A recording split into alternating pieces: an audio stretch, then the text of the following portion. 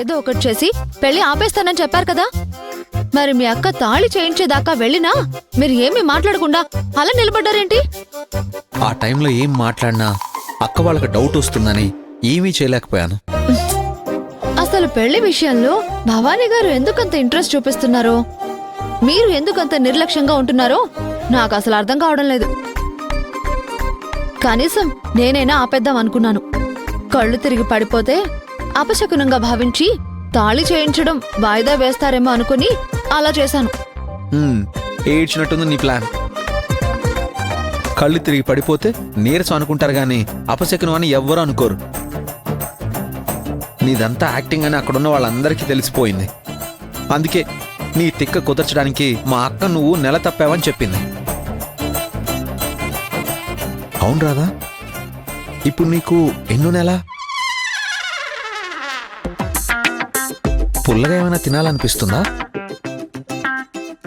వాంతులు వేవిళ్ళు మొదలయ్యాయా? చూడండి, నేను ఇప్పటికే చాలా టెన్షన్లో ఉన్నాను. పిచ్చి పిచ్చిగా మాట్లాడి నాకు కోపం తెప్పించారంటే నేనేం చేస్తానో నాకే తెలీదు. ఇలాంటి టైంలో మూడ్ స్వింగ్స్ కామన్ రాదా. మీరు ఆపుతారా లేదా? మిమ్మల్ని మీరు ఆపుతారా లేదా? Sorry sorry sorry sorry cool cool. అది అక్కడ పెట్టు పెట్టు పెట్టు. నేను పెళ్ళి ఆపడానికి ఏదో ఒకటి చేస్తానుగా. నువ్వెందుకు ఇలాంటివి చేస్తున్నావు? పిచ్చి పిచ్చి ప్లాన్లు వేసి నువ్వే మన నాటకాన్ని బయట పెట్టేలా ఉన్నావు. ఇంకెప్పుడు తొందరపడకు. మీరు ఇలాగే నెమ్మదిగా ఉండండి. తాళి కట్టే సమయం కూడా వచ్చేస్తుంది. అప్పుడు కూడా ఏమీ చేయలేకపోయాను, తాళి కట్టక తప్పట్లేదు అని తాళి కట్టడానికి సిద్ధమైపోండి. నేను ఖుషీకి నిజం చెప్పేసి సైడ్ అయిపోతాను. ఆ తర్వాత మీ ఏడుపు మీరు ఏడవండి. మాట్లాడితే ఖుషి ఖుషి అని బ్లాక్మెయిల్ చేస్తావేంటి? మీరేమి చేయకపోతే నేను మిమ్మల్ని బ్లాక్మెయిల్ చేయాల్సిన పరిస్థితే వస్తుంది. అసలు మిమ్మల్ని చెప్తాను. జాగ్రత్త, నువ్వు అసలే బరువులు ఎత్తకూడదు. అరే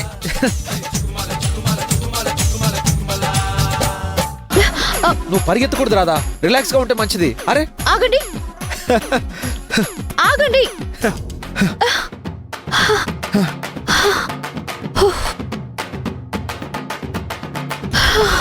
ఏమైంది రాదా?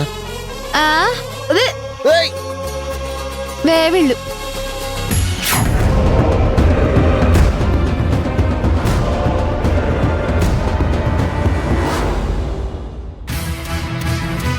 అమ్మన్నట్టు వీళ్ళు నిజంగానే కనెక్ట్ అయిపోయేలా ఉన్నారు.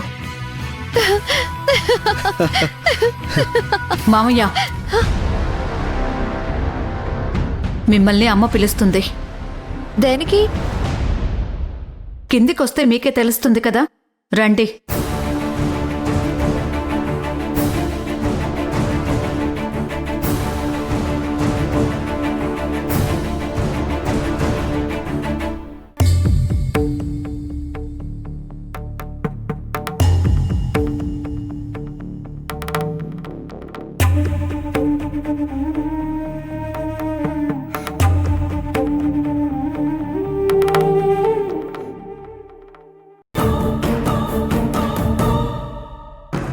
అక్క, మమ్మల్ని పిలిచావంట?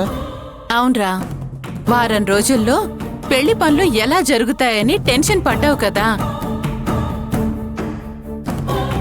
అందరం కలిసి షాపింగ్ కి వెళ్లి రావడం అంటే టైం వేస్ట్ అవుతుంది కదా. అందుకే చీరలు ఇంటికే తెప్పించాను.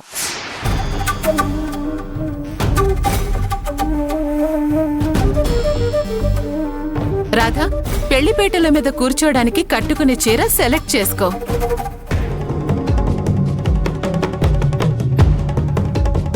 బాగా చూసి తీసుకో రాధా.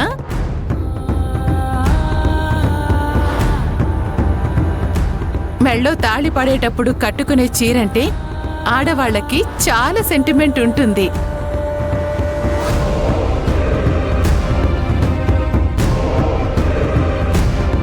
మమ్మల్ని చూస్తావేంటి? శారీస్ చూడు. చూడు రాధా, ఎందుకంత మొహమాట పడుతున్నావు?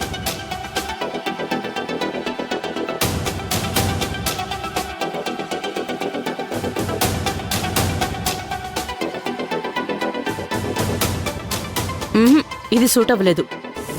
వేరే చూద్దాం. చూడు.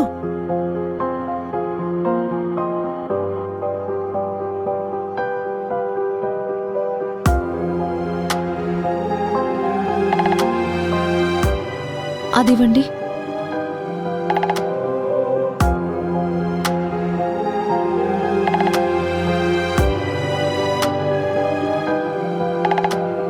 వావ్, నీ సెలెక్షన్ సూపర్ అమ్మా.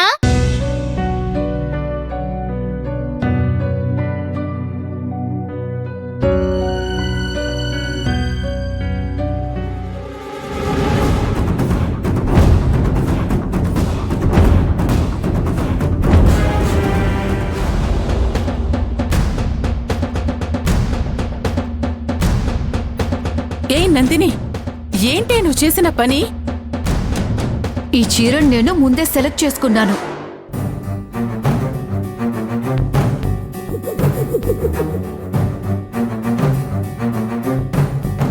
ఏంటి రాధా, నేను సెలెక్ట్ చేసుకున్న వాటి మీదే నీ కన్ను పడుతుందేంటి?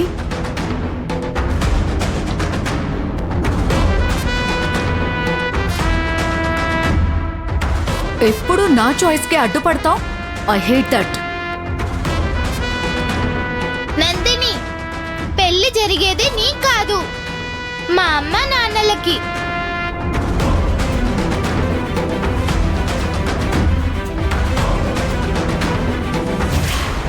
కాబట్టి మా అమ్మే ముందుగా శారీ సెలెక్ట్ చేసుకోవాలి, కానీ నువ్వు సెలెక్ట్ చేసుకోవడం ఏంటి?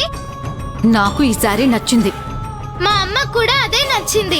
కాబట్టి ఆ శారీ అమ్మకి ఇచ్చేసి నువ్వు ఇంకో శారీ సెలెక్ట్ చేసుకో. ఒక్కసారి నాది అనుకున్నాక ఇంకొకరికి ఇచ్చేయడానికి నా మనసు ఒప్పుకోదు. అది ఏదైనా సరే.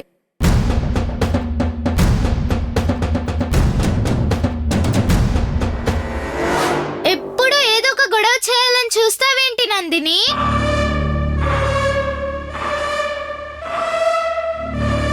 నీ పెళ్లికి నీకు నచ్చిన సారీ కొనుక్కుందులే.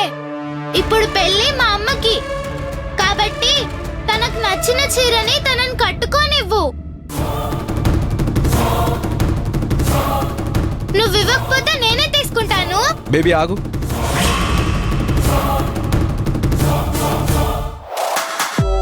నందిని ఫస్ట్ టైం ఓన్గా డెసిషన్ తీసుకుని ఒక శారీ సెలెక్ట్ చేసుకుంది.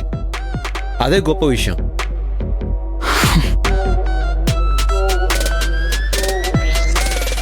వదిలే. శ్యామ్, రాధ కోసం నువ్వే శారీ సెలెక్ట్ చేయి.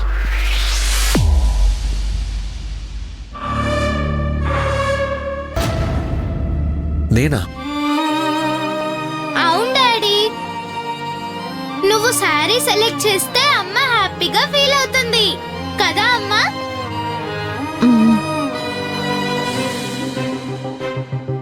చూడ్రా, ఆ,